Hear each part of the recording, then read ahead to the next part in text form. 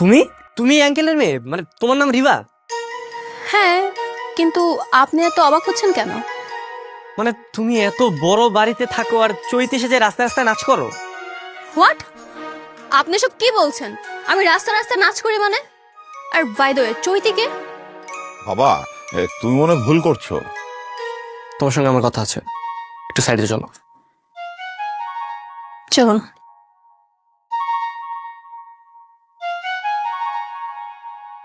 আমি কিছু বুঝতে পারতেছি না ভাই, মানে নাচে চৈতি। না, আমিও তো ঠিক বুঝতে পারছি না। কাহিনী কি বলো তো? হ্যাঁ, তুমি বসতে ছেড়ে এই বাড়িতে কি তোমার? আপনি সব কি বলছেন? কিসের বস্তি আর কিসের কাহিনী? আমি কিছুই বুঝতে পারছি না। দেখো, আমি তোমাকে খুব ভালো করে চিনি। তুমি রাস্তায় রাস্তায় নাচ করো, আর তোমার বাবা ওই যে গলায় ঢোল ঝুলিয়ে ডুগডুগি বাজায়। ও বাই দ্য ওয়ে, আমি তো তোমাকে ওদিন টাকাও দিলাম, তুমি সবকিছু অস্বীকার করতেছো। হোয়াট? এসব কি কথা বলছেন আপনি? কিসের টাকা আর কিসের কি? দেখুন, আমি আপনার কোনো কথাই বুঝতে পারছি না। আপনি যা বলছেন আমার মাথার উপর দিয়ে যাচ্ছে। আচ্ছা, আমি মিথ্যা কেন বলতে যাব? আমি অবিকল তোমার মতো একটা মেয়েকে দেখেছি। দেখুন, আমি আপনাকে ভালোভাবে বলছি, আপনি আপনার চোখের ডাক্তার দেখান। আপনার সাথে কখনো আমার দেখা হয়নি। আর হতে পারে আপনি আমাকে কোনো পিকচারে দেখেছেন। How is it possible? মানে কোনো তো একটা ঝামেলা আছে।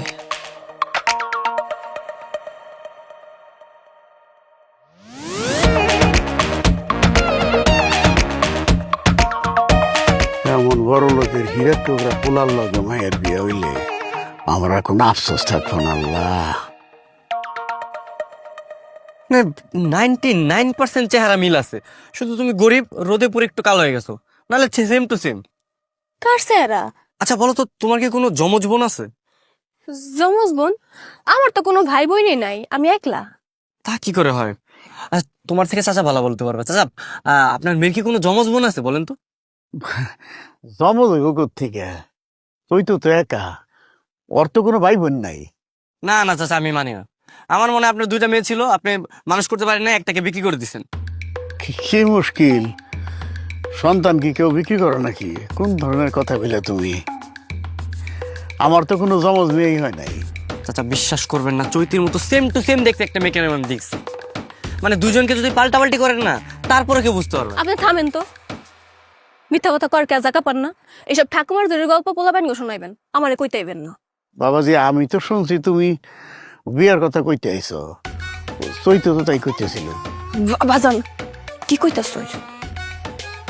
শোনেন, আপনি ওখান থেকে চলে যান। আপনি আমার পর থেকে কি সব উল্টাপাল্টা কথা কইতেছেন, আমার মাথা পুরো বিগড়াই দিছে। যান। ঠিক আছে, যাচ্ছি, কিন্তু তোমার মতো সেম টু সেম দেখতে যে মেয়েটা না, তোমার সামনেই নিয়ে আসবো, তখন বুঝতে পারবা। তাই তুই না কইলি বিয়ার কথা কই বেড়াইছে, তুই উল্টা পাল্টা কথা কয়ে গেল, কিছুই তো বুঝলাম না। বাজান, বিয়ের কথা তো কইছিলই, এমন কেমন সুরদা পল্টাই গেল।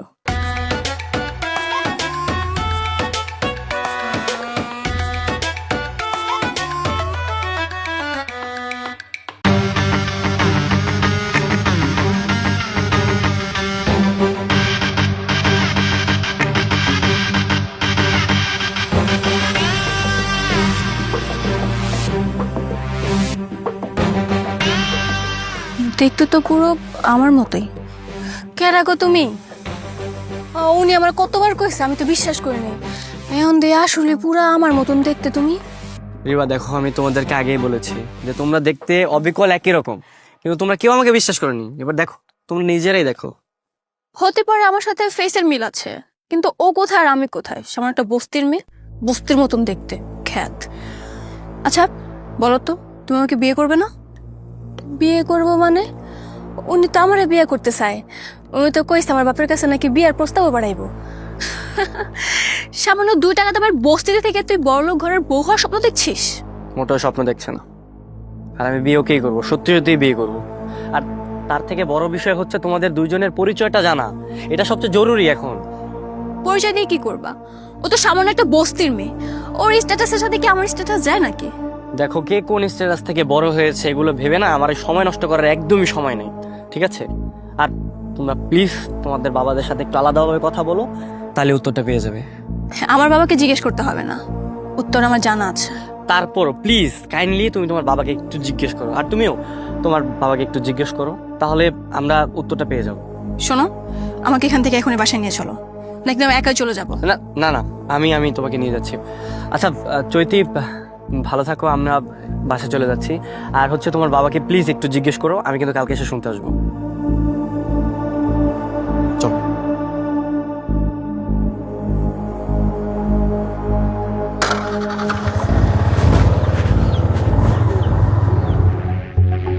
কি বেয়াদব একটা মেয়ে, মন চাচ্ছিল মেয়ের একদম মাথা ফাটাই দেই। কত বড় সাহস তোমার গায়ে হাত দেয়! থাক, আমার লাগা মারামারি করানো লাগবে না। যা হওয়ার তা তো হয়েই গেছে। আমরা গরিব ঘরের মেয়া, ছোট থেকে মন মারধর খাইয়ে বড় হয়েছি। সমস্যা নেই, এগুলো আমরা সহ্য করতে পারি। আমি আর কোনো দিনও বিয়ে করবো না। ও যত যাই কিছু করুক, কোনো লাভ নাই। আমি শুধু তোমারে ভালোবাসি, আর বিয়ে করলে তোমারই করব। আপনি সত্যি সত্যি আমার বিয়ে করবেন? আপনার বাপ মা কিছু কইব না? বাবা মা যদিও রিবার সাথে আমার বিয়ে দিতে যাচ্ছে, কিন্তু তাদের বিপরীতে গিয়ে হলো আমি তোমার বিয়ে করবো। তুমি টেনশন করো না। দরকার কি এত কিছু করার? আপনি এক কাম করেন, আপনি ওই মেয়ের বিয়ে করে ফেলান। আমি তোমারে বলছি না আমি তোমারে বিয়ে করব, আমি শুধু তোমাকে ভালোবাসি। কিন্তু একটা কথা আমার মাথা থেকে কোনোভাবেই যাচ্ছে না। কি কথা? তুমি আর রিবা, তোমাদের দুজনকে দেখতে একই রকম কিভাবে? মানে এই জিনিসটা আমি একদম ক্লিয়ার না করার মধ্যে আমি শান্তিই পাচ্ছি না। আমার বাজান কোনোদিন মিছা কথা কয় না। বাজান আমার মাথার মধ্যে হাত রেখা কসম কাইটা কইছে, আমার কোনো জমজ বোন নাই। না না না, এটা না এখনো ক্লিয়ার হচ্ছে না। আমি আমি তোমার বাবার সাথে দেখা করতে চাই, ওনার সাথে আমি কথা বলবো। চল। বাজানের কাছে যাই কি হইব? আরে আসো তো, পরে দেখা যাবে, চল। বাবাজি, তুমি যা কইলে সবই তো বুঝলাম, কিন্তু এইটা বুঝে উঠতে পারতেছি না যে আসল ঘটনাটা কোন জায়গায়। চাচা, আপনি একটু মনে করার চেষ্টা করেন। আচ্ছা, তুমি যার কথা কইতেছ ওই লোকটার নাম কি? ওই যার মেয়ে আমাকে চৈতির মতো দেখতে। চাচা, তোফায়েল আহমেদ। তোফায়েল আহমেদ? তোফায়েল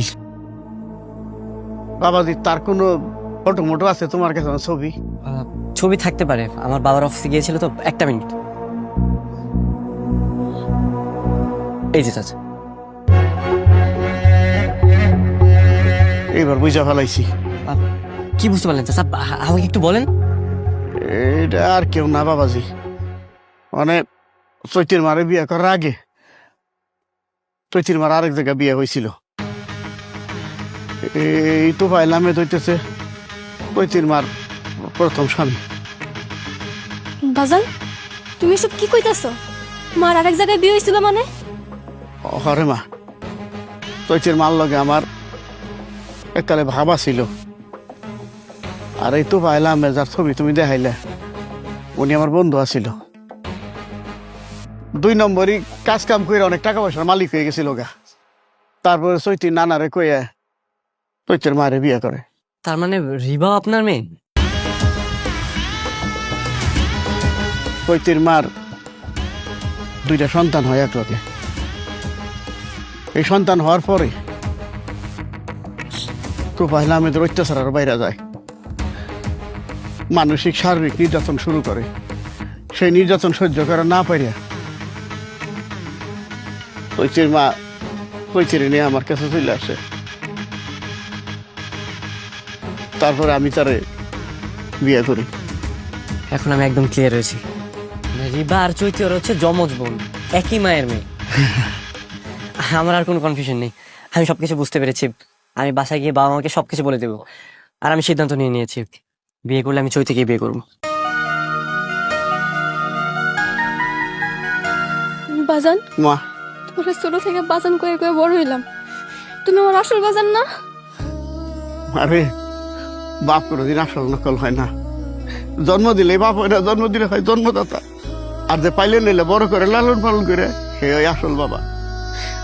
তোরে নিয়ে আসার পরে তোর মা কিন্তু 2 বছর বাঁচে নাই, তার আগেই মারা গেছে। তারপর থেকে মা তোর আমি কোলে পিঠে করে মানুষ করছি, তোর মুখের দিকে তাকে বিয়ে শাদী করি নাই আরো পর্যন্ত। চৈতি কোনো চিন্তা করবে না, আমি আছি তো। আমি বাবা মাকে নিয়ে আসতেছি। চাচা, আমি গেলাম।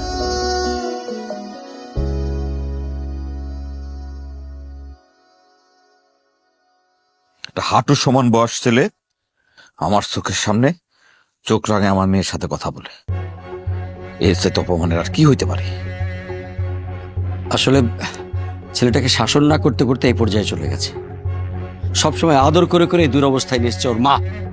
সরি বন্ধু। ওই তো আমার ছেলে শিখেছে, এদিকে আয় তো।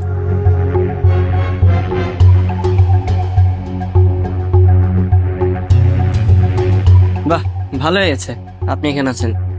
এই, তুই নাকি আঙ্কেলের সাথে বেয়াদবি করেছিস? তার হিসাব পরে নিও বাবা, কিন্তু তার আগে ওনার কাছে আমার একটা কোশ্চেন আছে। হ্যাঁ? যে মানুষ কতটা কাপুরুষ হলে তার স্ত্রীকে এতটা মারধর করত, যে এতটা অত্যাচার করত, স্ত্রী 6 মাসের বাচ্চা বাসায় রেখে বাসা থেকে পালিয়ে গেছে। দেখ দেখ, তোর ছেলে তোর সামনে কি বলে, কি বলছে সব? আপনি আপনার স্ত্রীকে নির্যাতন করেননি? আপনি অস্বীকার করতে পারবেন আপনার জন্য রিবার মা বাসা থেকে বেরিয়ে যায়নি? না, আমার জন্য না। সে একজনকে ভালোবাসতো, তার সাথে চলে গেছে। আপনি একদম মিথ্যা বলবেন না। কোনো মা তার 6 মাসের সন্তানকে রেখে এমনি এমনি পালিয়ে যায় না। আপনি আপনার নিজের দোষ স্বীকার করেন। তাছাড়া বস্তিতে যে চৈতি নামের মেয়েটা রয়েছে সেটা আপনার নিজেরই মেয়ে। আরে কি বলছিস তুই এসব? ঠিকই বলছি, চৈতি আর রিবা এক মায়েরই যমজ বোন। হ্যাঁ, ওনার অত্যাচারের কারণেই ওরা দুজন আলাদা হয়ে গেছে। তোমাকে এটা কে বললো? হাকিম চাচা, আপনার পুরনো বন্ধু। অনেক তো পাপ করেছেন, এখন ভালো হয়ে যান, জীবন শেষের দিকে প্রায়।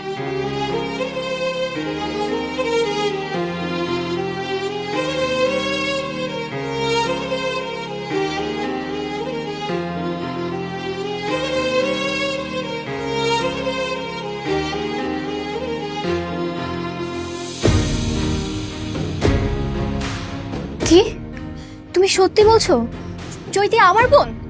হ্যাঁ, সত্যি বলছি। আর বিশ্বাস না হলে তুমি তোমার বাবাকে জিজ্ঞেস করো না।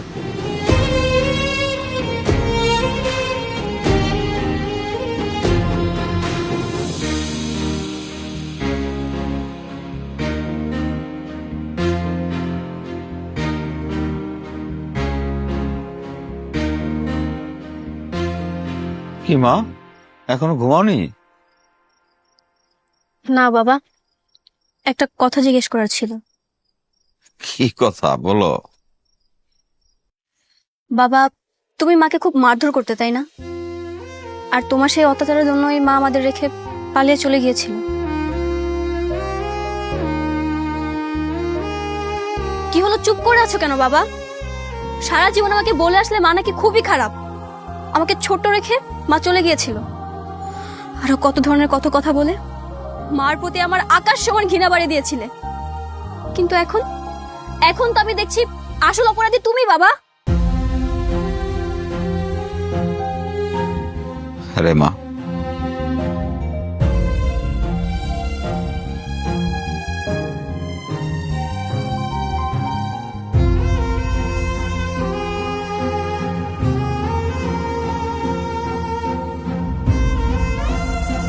তখন পরিস্থিতিটাই খুব খারাপ ছিল। কি থেকে যে কি হয়ে গেল আমি নিজেও জানি না। চৈতি আমার নিজের বোন, নিজের ছোট বোন বাবা। তুই যদি তখন মাকে না তাড়িয়ে দিতে তাহলে আমরা আজকে একসাথে থাকতে পারতাম। মানে যা হবার তা তো হয়ে গেছে, তোর মাকে তো আর ফেরত আনতে পারবো না। সেটাই, কিন্তু তোমার প্রতি আমার অনেক অভিযোগ জমা হলো বাবা। অভিযোগ তো থাকবে রে মা। সেই ছোট্ট শিশু তোর মার থেকে আমি জোর করে রেখে দিয়েছি। কি করব, আমি তো বাবা, নিজের সন্তানকে তো ছেড়ে দিতে পারি না। তারপর তোর যখন খিদে লাগতো তখন আমি তোকে ফিটার ধরে দিতাম। মায়ের অভাব কি পূরণ হয়? তুই বিশ্বাস কর মা, আমি এখন খুবই অনুতপ্ত তোর মাকে হারায়। ঠিক আছে, তোর অভিযোগ কিছুটা হালকা করে দিব। তুই যাকে ভালোবাসিস আরিয়ান ওর সাথে তোর বিয়ে দিয়ে, আর বাকিটা তুই বাবা হিসাবে আমাকে ক্ষমা করে দিস। কিন্তু আরিয়ান তোমাকে বিয়ে করবে না বাবা। করবে মা, করবে। ওর বাবা বলে দিছে যে ও যদি এই বিয়েতে রাজি না হয় তাহলে ওকে বাড়ি থেকে বের করে দিবে। এত বড় রাজপ্রাসাদ ছেড়ে ও একটা বস্তির মেয়ের জন্য বাড়ি ছেড়ে যাবে না। কিন্তু বাবা চৈতি, ওর কথা ওর বাবাই ভাববে, সেটা নিয়ে তুই চিন্তা করিস না মা, ঘুমা যা।